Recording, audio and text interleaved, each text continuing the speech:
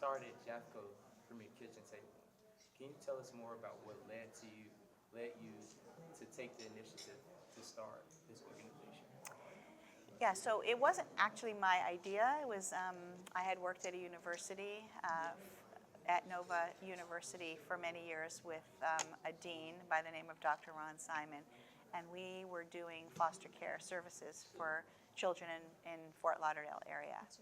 And at some point, the university decided to not continue with that program, so we all went our separate ways. But during the time that we were placing children, we noticed that the state did not take any initiative to try to place children according to their cultural, religious background at all. They just kind of placed the next child in the next home.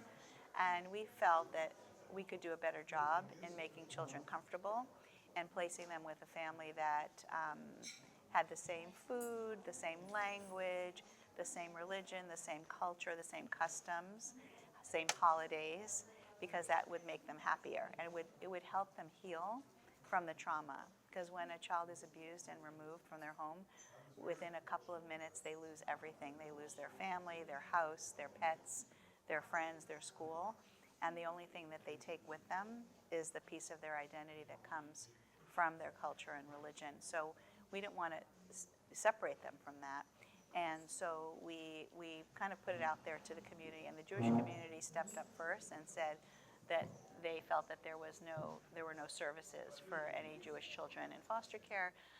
There were other religions and cultures that stepped up as well, and especially religions where there was issue with certain dietary needs, certain way of dressing. So there was some children from the Indian tribe that we had that really needed to be placed within their Indian tribe. We had a religious group called the Yahweh sect, which is a black community that actually mimics the Jewish religion in a lot of ways. They wear very simple clothing, black and white. They don't eat pork or shellfish, which is similar to the Jewish religion. So there were a lot of groups that needed that. And so we decided to dedicate ourselves to really recruiting families from different cultures who could be there and waiting for a child from that culture, Hispanic, really any family that could make a child feel more comfortable. Yeah, that was amazing. Would you share a story about a challenging situation you faced with JAFCO and how you worked through it to support children or families involved? Yeah, I could tell you about 20,000 of those. So every situation that we have certainly is challenging, and oftentimes the law is written in such a way that it doesn't always protect the children the way that we would like to protect them. So this week, so we have a sibling group of 3 children living with us on our campus at JAFCO. So we have 6 group homes, and each house is 6 bedrooms. Each child has their own bedroom and bathroom. There's a house parent living in the home. The kids stay with us. We send them to college. We pay for their college. We get them a car. I mean, we really take care of them. So the state is having some financial crisis right now, and group care is much more expensive than placing a child in a foster home. So they called us up, and we have a sibling group of 3 children, a twin brother and sister who are 16, and their 10-year-old brother. And the 16-year-old siblings have been taking care of this little boy, of their younger brother, their whole lives, and finally they're in a placement where they don't have to do that. They've also had probably 6 or 7 failed placements where people took them in and then couldn't continue to take care of them. So they've been living with us for 2 years now, and they're doing great. They're really smart, and they're really focused in school and college. And then we get a call that the state has found a lovely woman for them to take them in, a single woman, and she has 1 bedroom. So they're going to take the 3 kids who are living finally have their own space, and also a little girl who's 16, and place her in the same bedroom with her 16-year-old brother.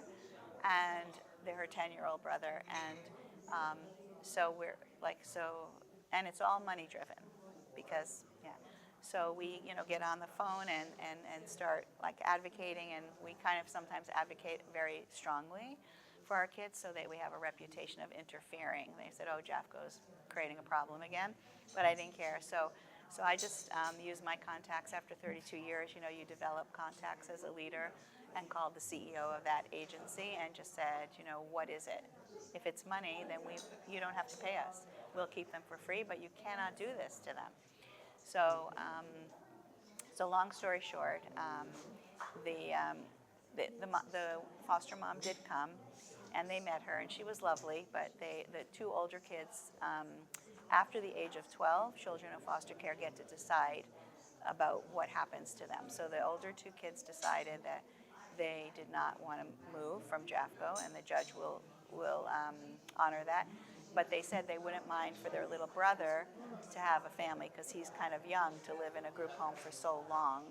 So that was the outcome, and we don't know if he'll move with this mother or not, but at this point the kids are not moving, and the state realized that they were reacting to this letter that came down from Tallahassee telling them that they had to lower costs and that they overreacted, and they apologized to us for doing that. But we're not going to let money stand in the way of any child going into a placement that's not appropriate. That's a very quality type characteristic. Right. And the problem is with group care is that many of the group care providers are for-profit organizations, and so they really want the kids because the kids mean money, but we're a nonprofit, and it's not the way that it works for us. Yeah, I could never work for someone that did that. How did JAFCO respond to the tragedy on October 7th in Israel? So that day was a really difficult day for a lot of people, and at JAFCO, certainly as a Jewish agency, it was really hard. And I actually was born in Israel, so it was really hard for me as well, even though I was only 2 when I left, but I felt terrible, and I really had thought that anti-Semitism had gone away or was a lot less, so it was very shocking. So I actually did a video, which I could share with you, but I did a video to our donors, because immediately, so we have a $17 million budget, and half of that is raised doing events like this and doing special events. And so and everybody was saying to us, oh, you have to cancel everything. Well, we have children living with us, so as I felt deeply for Israel, but we can't cancel because then we'll close. So it was like a real dilemma from a leadership perspective on how we do it. So I find that when I deal with really difficult situations, the best thing is just to really speak honestly from my heart. So I got on my video camera, and I just let everyone know, all of our donors know, that right at this moment that Israel is in crisis, and that if they had to make a choice and they could only donate one place, that they needed to donate to Israel. But if they were in a position where they could still do both, that we really still needed them, and we hope that they would continue to support our children as well. And the outcome of that was, I didn't know what the outcome would be because I'd never been through that, but actually we raised more money this year than ever before, and it did not impact, and everyone was really very grateful to be given that permission. And also at all of our events, one of the children that grew up at JAFCO, she enlisted in the Israeli army for 2 years. So she's an alumni of ours now, and she speaks at our events. And so we let her give an update on what was happening, because some of the media hasn't always been so truthful about Israel, right? So we let her give an update, and we made a donation to, she works for, she actually raises money for the IDF, the Israeli Defense Forces. So we made a donation from each of our events to Israel, and we told the donors. And the other thing is we started each of our events with the Israeli national anthem this whole year, and we're committed to doing that until the war is over, which hopefully will be soon.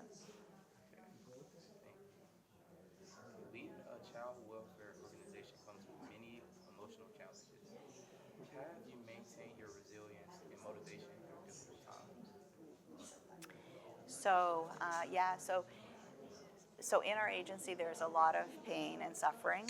And my background is actually as a social worker, even though I'm a executive director, then turned CEO.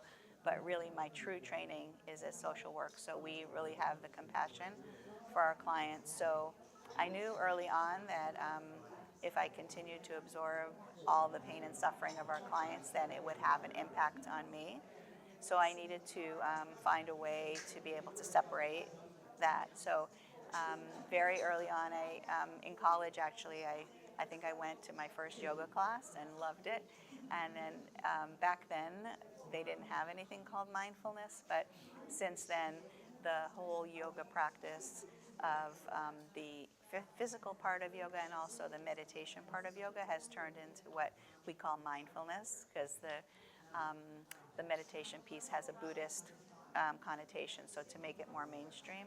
And I practiced my entire career, and sometimes after a bad day, I'll go to a yoga class. And I brought actually meditation into our agency, and before we start a meeting, we do like some breathing and a small guided meditation so that we can separate like one meeting from the next, and really encouraged all of our leadership staff to really practice mindfulness so that they can like separate, between home and work, between one crisis and another, and really just let go of things. When after the day's over, it's over. And that's really, I think, the only reason that I've been able to do that.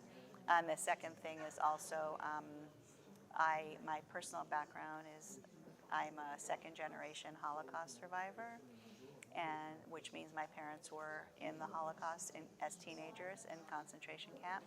And even though I don't think about that every single moment that I'm at work, on the hard days, I've really dedicated my career to them, and that's what keeps me there.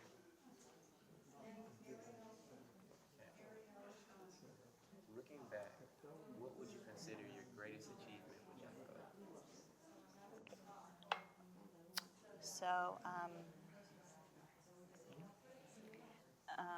when we first started JAFCO, we had very few, we were just a young agency. We had very few clients. So when somebody called for help, we had a policy that we would return the call immediately, definitely before the end of the day before we left. And if somebody needed to come in and be seen that day, they would. Because typically when you call a social service agency for help, maybe it's a couple of days till they call you back. Then 2 weeks later, you'll have an appointment for your intake. And then 2 weeks after that, maybe you'll get assigned to a therapist or a social worker. But we decided that we were going to do it all the same day. And 32 years later, that was when we were a $50,000 a year agency, and 32 years later, we're a $17 million agency. We went from one staff, which was me, to 150 staff. But today, if somebody calls today and needs help, they will be seen today. And that hasn't changed. And there's no need for people to pay for their services if they can't. And in fact, we don't even charge people. So that, to me, and we have 4 campuses and buildings and all kinds of things and programs, but that, to me, is the most important accomplishment. That's amazing. So as you prepare for retirement, what are your hopes for JAFCO's future? And how do you envision the organization continuing to grow and serve the community as you step down? Yeah, so that's a really good question. What my hope is that the new CEO coming in will maintain the same culture that we've established in terms of the way we treat people. We have a trauma-informed approach at JAFCO, which means that we have an assumption that every person that we meet, that you and I both meet, has undergone some kind of trauma. I don't know your trauma right now sitting here with you, and you don't know, well, you know some of mine because I shared. But it's important that we treat everyone as if they've had trauma, and which means we can't yell at them, we can't judge, we can't be rude or disrespectful to them. And we never say about someone, like, what's wrong with you? Like, why did you act like that? We say, what happened to you? And when you make that shift, it really changes the way that you treat people. So everyone in our organization is mandated to try to act to the best of their ability in a trauma-informed way, from our maintenance man all the way to the CEO. And so that for sure, I want to continue. Also the way that we treat people, and our definition of quality, which is a commitment to always improve. And that's, what I hope. And I think if we keep those three things, then the agency will continue to grow. Thank you. Thank you so much. Thank you.